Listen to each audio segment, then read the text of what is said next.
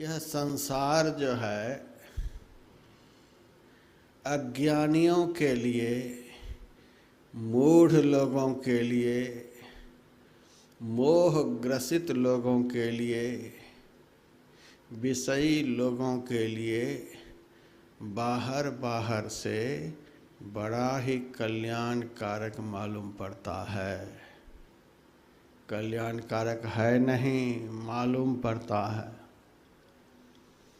तुलसीदास जी महाराज ने भी लिखा, अनविचार रमणीय महा संसार भयंकर भारी।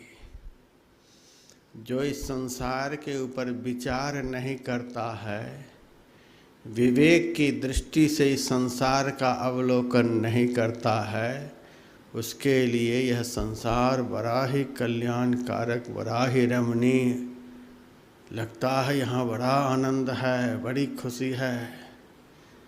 इसी तरह से आनंद विनोद करते हुए हम यहाँ से निकल जाएंगे, लेकिन नहीं, भयंकर भारी।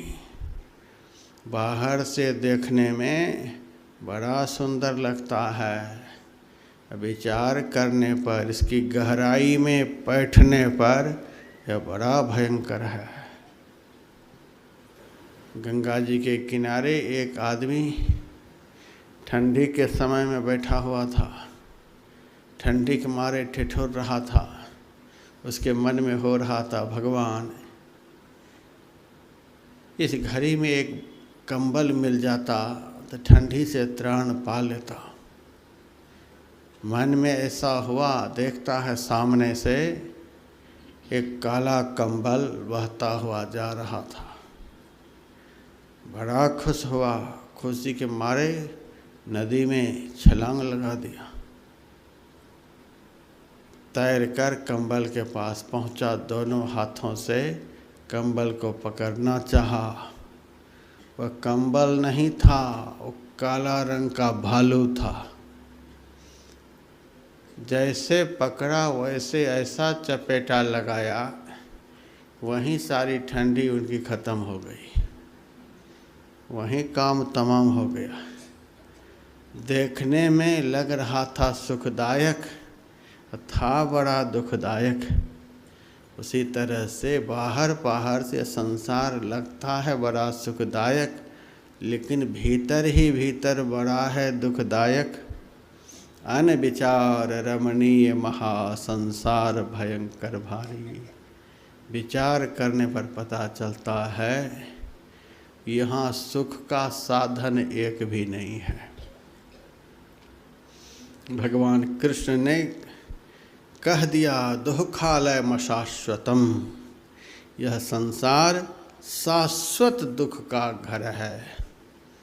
यहाँ आज तक किसी को सुख मिला नहीं, न अभी मिल रहा है, न आगे मिलने की संभावना है। यहाँ तो हम लोग अपने अपने कर्मों का लेखा जोखा चुकाने के लिए आए हैं।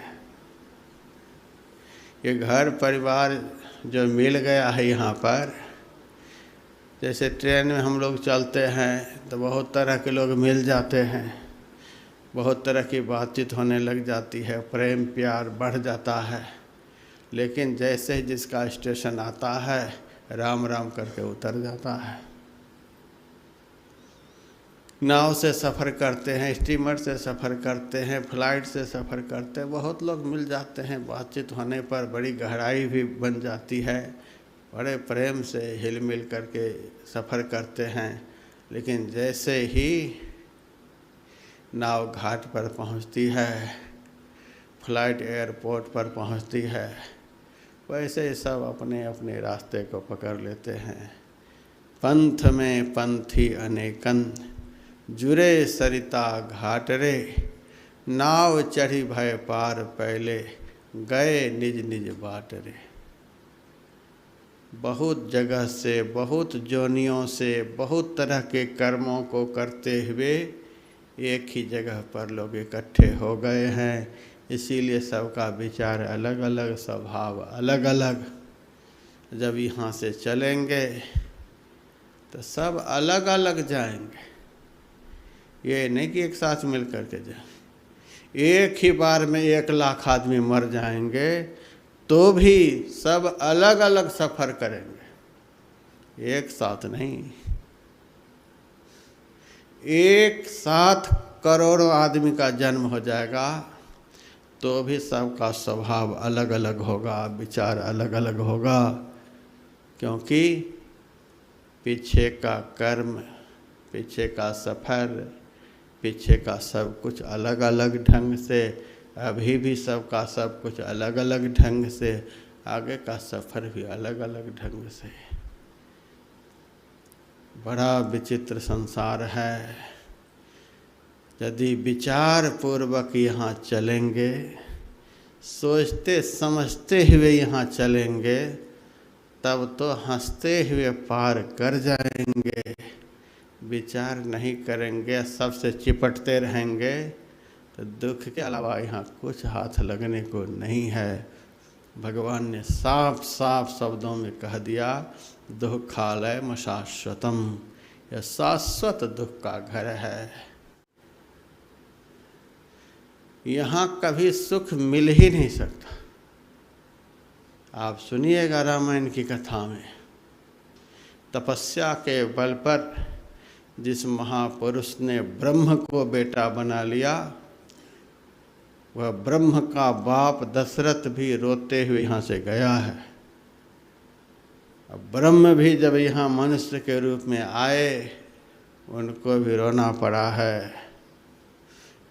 ब्रह्म की पत्नी तक को रोना पड़ा है, रोते रोते धरती में समा गई है।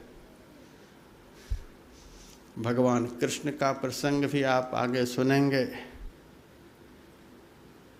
जिस माँ ने कृष्ण को अपने उदर में धारण किया, उस माँ को भी कितना रोना पड़ा है। उस बाप को जंजीर में जकड़ कर वर्षों कंस के कारागार में रहना पड़ा है।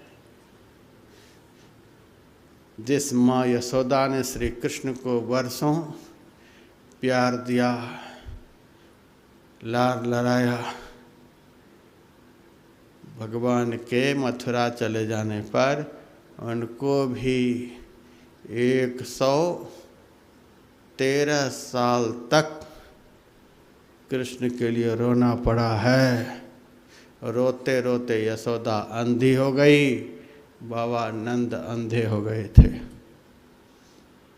यहाँ का यही तमाशा है। नानक दुखिया सब संसार, कहे कबीर सकल जग दुखिया। ये सब रोते रोते चले गए। हम लोग आनंद का बधावा यहाँ बजाना चाहते हैं। जिस दिन बालक का जन्म होता है, घर के लोगों को कुछ नहीं मिलता है तो थाली पीटने लग जाते हैं, खुशी के मारे थाली पीटते हैं। वही लड़का बड़ा होने पर जब मुंह में थप्पड़ मारता है तब छाती पीटता है। कभी थाली पीटता था, कभी छाती पीटता है। यहाँ और क्या होगा? यहाँ का यही सब है।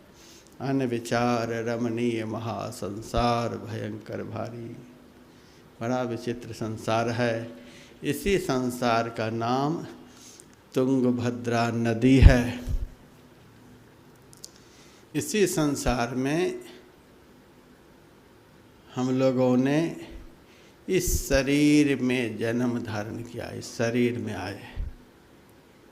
यही शरीर पत्तनपुर नामक अनुपम नगर है। पत्तनपुर का अर्थ होता है जिस पुर का सदैव पतन होता रहे। जब से इस शरीर का जन्म हुआ है तभी से इसका पतन हो रहा है। अब पतन होते होते देखत ही आई बिरुधाई, यही नहीं सपने हूँ माँ ही बुलाई। देखते ही देखते हमने भी बहुत कुछ देखा। 20-25 साल पहले शेर का एक बाल सफ़ेद हो गया था। मन में होता था कि इसको तोड़ करके हटा दें। एक जैसा काला रहे, देखने में अच्छा लगेगा, तोड़ने का प्रयास करता था। अब मन में होता है वो काला जो कुछ बचा है उसी को हटा दे, एक जैसा सफ़ेद रहेगा तो अच्छा लगेगा। ये देखो कैसे कैसे बदलता चला गया। किसी दिन काला को हटा रहे थे, उजला को हटा रहे थे, और एक दिन काला को हटाना चाहते हैं। अब हूँ ने नर लाज लजाना, काया तेरी लाग ठिकाना। स्याही गई सफ़ेदी आई, दर्पण में मुँह देखा पाना। अब मुँह में देखो क्या सब रह गया है। एक बुढ़ा को मैंने देखा, नहा धो करके आया, खाने के लिए बैठ गया। मैंने कहा तुरंत खाने के लिए बैठ गया, बाल को संवार लेता, मुँह को ठीक ठाक कर लेता। अरे महाराज अब क्या देखेंगे, मुँह में कुछ देखने लायक रहा? कुछ देखने लायक नहीं रहा। दांत था, आँख में रोशनी बढ़िया थी, कान में सुनने की शक्ति थी, बाल काला था, मुँह पर झुर्रियाँ नहीं पड़ी थी, चिकना चुपड़ा मुँह लगता था तो देख लेता था। अब कुछ बचा देखने के लायक? अब तो श्मशान का रास्ता देखने को बचा है, 2-4-5 साल में वह भी देख लेंगे। यही है पत्तनपुर, जिस पुर का निरंतर पतन होता रहे।